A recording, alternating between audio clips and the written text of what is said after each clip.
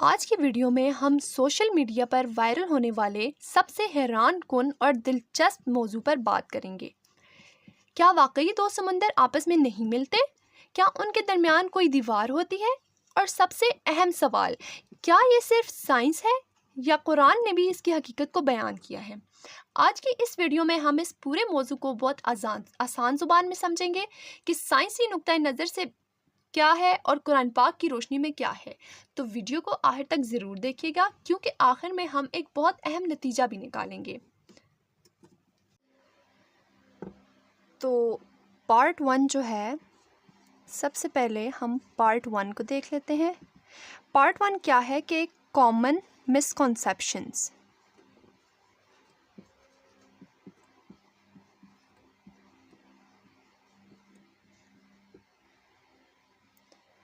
Common misconceptions, ठीक है, यानी कि जो आम गलत फहमियाँ हैं।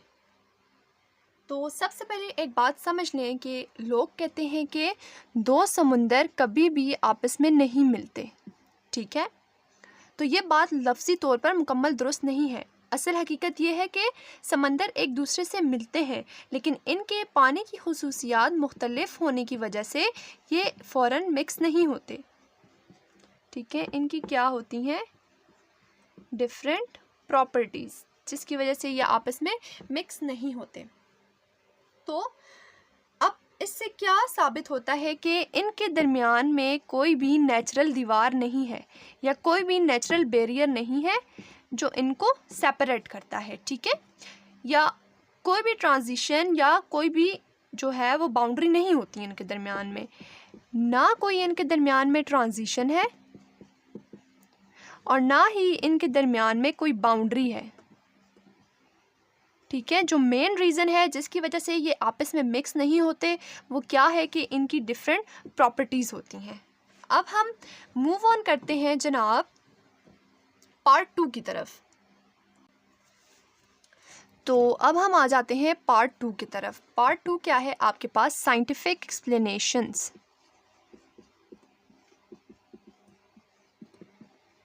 कि साइंस इसके बारे में क्या कहती है।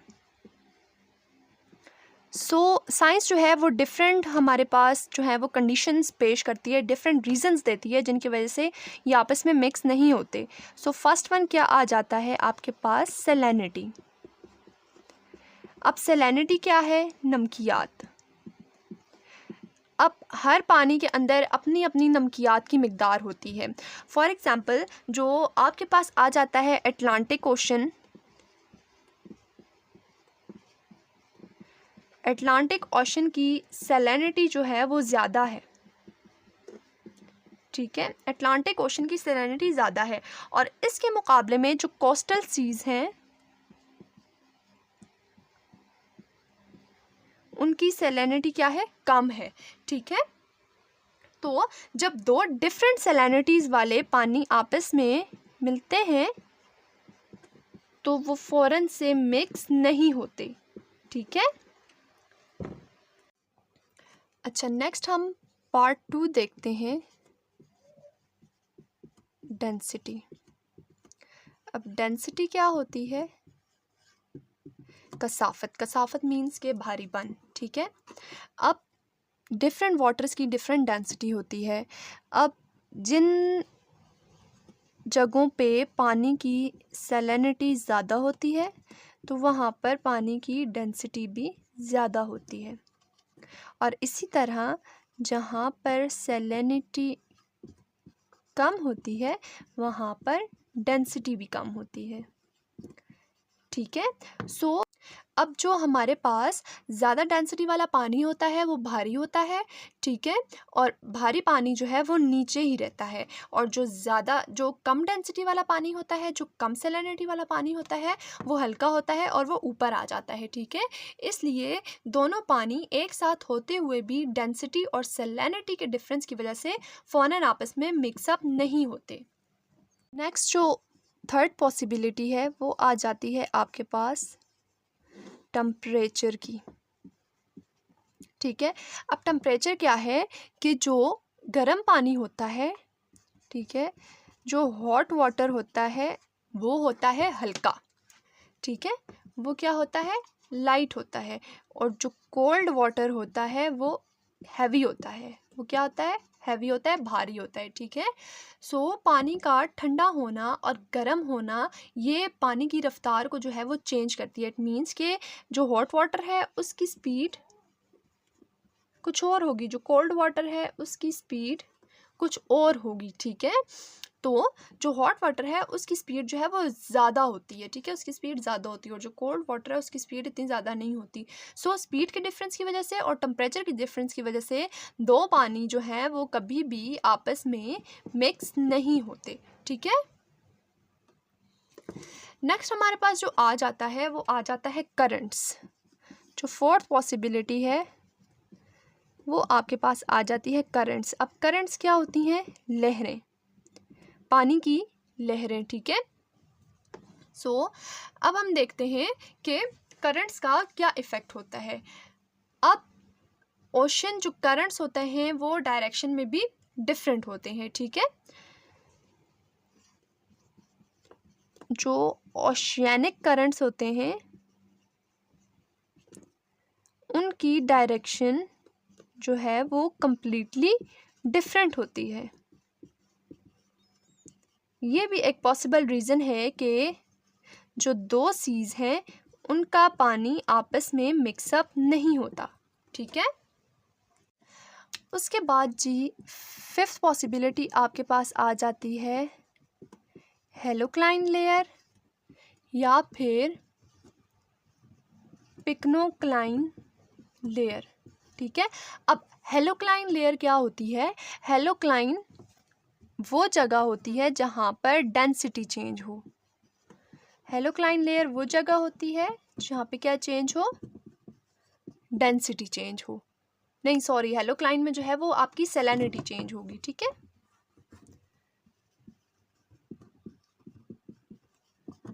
और जो पिक्नोक्लाइन लेयर है वहाँ पे चेंज होती है आपकी डेंसिटी। ठीक है, सो ये लेयर्स जो हैं ये लेयर्स भी एक स्पेशल रोल प्ले करती हैं जिसकी वजह से जो है वो पानी आपस में मिक्स नहीं होता। ठीक है, जो हेलोक्लाइन और पिक्नोक्लाइन लेयर हैं जो सैलिनिटी और डेंसिटी की डिफरेंस की वजह से आती हैं, ये एक क्या बना देती हैं, इनविजिबल लेयर, जिसकी वजह से दोनों पानी कभी भी आपस में मिक्सअप नहीं होते। हम जो पार्ट 3 है उसमें देख लेते हैं रियल वर्ल्ड एग्जाम्पल्स।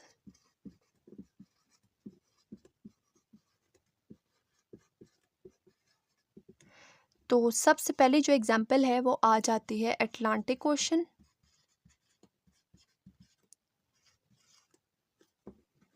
पूरा ही लिख देते हैं इसको, Atlantic Ocean and Mediterranean Sea, Mediterranean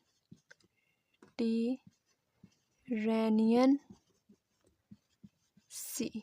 ठीक है, अब यहाँ पे क्या है कि ये दोनों जो आपके पास हैं ये मिलते हैं गिब्राल्टर स्ट्रेट पे।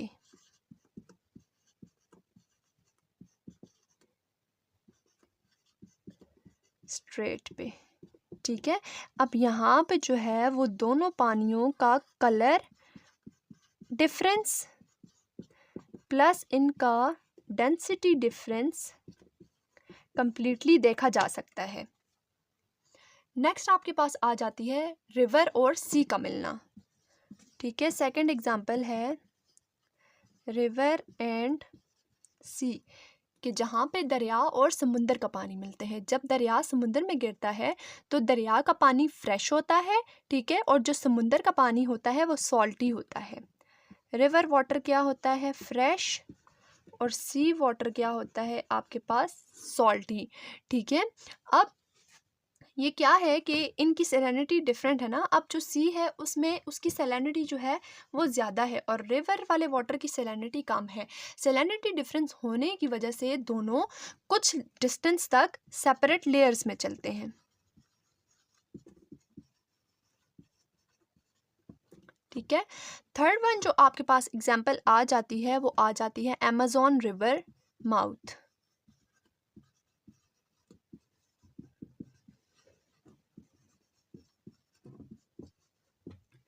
ठीक है। अब इसमें क्या है कि अमेज़न रिवर जो है वो दुनिया के सबसे बड़े रिवर सिस्टम का हिस्सा है। बिगेस्ट कर लें इसको, बिगेस्ट रिवर सिस्टम, ठीक है, उसका पार्ट है। ठीक है, ये जाके अटलांटिक ओशन में गिरता है। जो अमेज़न रिवर है, अमेज़न रिवर जाके गिरता है अटलांटिक ओशन में, और इनका पानी भी जो है वो काफ़ी देर तक एक दूसरे से सेपरेट सेपरेट पहचाना जाता है। अब हम नेक्स्ट पार्ट 4 देखते हैं कि कुरान मजीद फ़ुरक़ान हमीद में इस बारे में क्या ज़िक्र है। कुरान मजीद में अल्लाह ताला सूरह रहमान में फ़रमाते हैं, सूरह रहमान, ठीक है, और उसमें क्या कहते हैं कि 2 समुद्रों ने उसको छोड़ा जो आपस में मिलते हैं, और उन दोनों के दरमियान एक पर्दा है, वो एक दूसरे से तजावज़ नहीं करते। नेक्स्ट अल्लाह पाक सूरह फ़ुरक़ान में फ़रमाते हैं, सूरह फ़ुरक़ान, ठीक है, सूरह फ़ुरक़ान में अल्लाह ताला फ़रमाते हैं, वही है जिसने 2 समंदर बहाए, एक मीठा और प्यास बुझाने वाला और दूसरा खारा और कड़वा, और उनके दरमियान एक पर्दा और मजबूत रुकावट रख दी। ठीक है, अब हम पार्ट 5 में देखते हैं। पार्ट 5 में हम देखते हैं कि कुरान एंड साइंस का आपस में क्या रिलेशनशिप है। तो अब इस सवाल ये पैदा होता है कि क्या कुरान एक साइंसी किताब है? नहीं, ऐसा बिल्कुल नहीं है। कुरान एक साइंसी किताब नहीं है, लेकिन कुरान एक ऐसी किताब ज़रूर है जो कुदरत की हकीकतों की तरफ इशारा करती है। कुरान मजीद में एक लफ्ज़ आया है बरज़ख, और बरज़ख का मतलब क्या है? Natural barrier. नेचुरल बैरियर क्या है कि जो उन दोनों समंदरों को आपस में से, जो 2 पानियों को आपस में से अलग करता है। ठीक है, ये कोई दीवार नहीं होती, बल्कि ये एक ट्रांजिशन एरिया है। ठीक है, बरज़ख जो है वो आपके पास ट्रांजिशन एरिया है, जहाँ पर दोनों पानी अपनी अपनी प्रॉपर्टीज़ को रिटेन करते हैं, मतलब उनकी जो प्रॉपर्टीज़ होती हैं वो बरकरार रहती हैं, उनकी प्रॉपर्टीज़ में कोई चेंज नहीं आता। ठीक है, अब हम पार्ट 6 में देखेंगे कि कुरान पाक और साइंस की बातों में क्या फ़र्क है। ठीक है, तो अब हम देखते हैं कि साइंस जो है वो इसको किस तरह से एक्सप्लेन करती है। तो साइंस ने इसकी जो है वो 4 बेसिक वजूहात दी। फर्स्ट वन क्या बताई थी? सैलिनिटी। सेकंड हमने क्या बताई थी? डेंसिटी। थर्ड वन थी टेम्परेचर, और फोर्थ आपके पास थी करंट्स। ठीक है, ये वही सैलिनिटी आ गया आपके पास, नमकियात, डेंसिटी कसाफत होगी, टेम्परेचर जो है वो आपके पास दर्जा हरारत हो गया, और उसके अलावा करंट्स जो हैं वो आपके पास ले रहे होंगी। और कुरान मजीद फ़ुरक़ान हमीद इस बारे में क्या कहता है कि जो 2 पानी हैं वो एक साथ चलते हैं और वो आपस में जो है नहीं मिलते। ठीक है, उनके दरमियान में एक बैरियर है जो उन्हें उनकी हद से आगे नहीं जाने देता। ये दिलचस्प बात यह है कि दोनों एक दूसरे से कॉम्प्लीमेंट नहीं करते, बल्कि कॉन्ट्राडिक्ट करते हैं। अब हम देखते हैं कि कौन सी जो आम गलत फहमियाँ हैं वो क्या हैं। ठीक है, तो जो पहली गलत फहमी है वो ये है कि समंदर आपस में नहीं मिलते। वो क्या है कि sea to sea do not mix. ठीक है, ये फर्स्ट मिसकॉन्सेप्शन आ गई आपके पास। दूसरी क्या है कि ये कोई जादू है या मुआवजा है। नहीं, ये कोई भी जादू, कोई भी मुआवजा नहीं है, ये है नेचुरल ओशियानोग्राफी। और तीसरा क्या है कि हर जगह वाज़े लाइन नज़र नहीं आती, लेकिन यह हकीकत ये है कि ये जो लाइन है वो कुछ स्पेसिफिक लोकेशंस पर वाज़िया होती है। ठीक है, स्पेसिफिक लोकेशंस। ठीक है, अब इस फिनोमेना की क्या अहमियत है, क्या इम्पोर्टेंस है, ये जो है ये सारा कुछ एक खूबसूरत मंजर नहीं है, बल्कि ये ओशियन सर्कुलेशन को समझने में मदद देता है, क्लाइमेट स्टडी को समझने में मदद देता है, मेरीन लाइफ पर असर डालता है। सो क्या इसकी इम्पोर्टेंस है कि ये ओशन सर्कुलेशन को स्टडी करने में मदद देता है, प्लस ये क्लाइमेट स्टडी में हेल्प आउट करता है, और उसके अलावा जो आपके पास मरीन लाइफ है उस पे इफ़ेक्ट करता है। ठीक है, तो अब हम देख लेते हैं समरी। तो आज हमने क्या समझा कि समंदर वाकई आपस में मिलते हैं, लेकिन उनकी जो प्रॉपर्टीज़ होती हैं वो उनको फ़ौरन तौर पर आपस में मिक्स नहीं होने देती। ठीक है, दे डू मिक्स, लेकिन अपनी कुछ स्पेसिफिक प्रॉपर्टीज़ की वजह से वो फ़ौरन मिक्सअप नहीं होते। ठीक है, इसके अलावा salinity plus density plus temperature plus currents, इन सब ने जो है वो बहुत ज़्यादा इम्पोर्टेंट रोल प्ले किया है इन दोनों को मिक्सअप ना होने देने में। ठीक है, और कुरान पाक ने भी इस हकीकत की तरफ इशारा किया है, कुरान पाक में भी इसके मुतालिक जो है वो आयात हैं, और साइंस और कुरान एक दूसरे के खिलाफ नहीं चलते, लेकिन वो मुख्तलिफ जावियों से बात करते हैं। ठीक है, सो कुदरत की हर चीज़ में एक निज़ाम है, एक हिकमत है। समुंदरों का ये निज़ाम हमें ये सिखाता है कि दुनिया की हर एक चीज़ एक बैलेंस के साथ चल रही है। तो अगर आपको ये वीडियो पसंद आई हो तो वीडियो को ज़रूर शेयर कीजिएगा, लाइक कीजिएगा, और कमेंट करके हमें बताइएगा कि आपको सबसे ज़्यादा इंटरेस्टिंग पार्ट कौन सा लगा। साइंस वाला पार्ट सबसे ज़्यादा इंटरेस्टिंग लगा, या फिर कुरान की रोशनी में जो हमने डिस्कस किया वो आपको सबसे ज़्यादा इंटरेस्टिंग लगा। और जाते जाते चैनल को ज़रूर सब्सक्राइब कीजिएगा। शुक्रिया।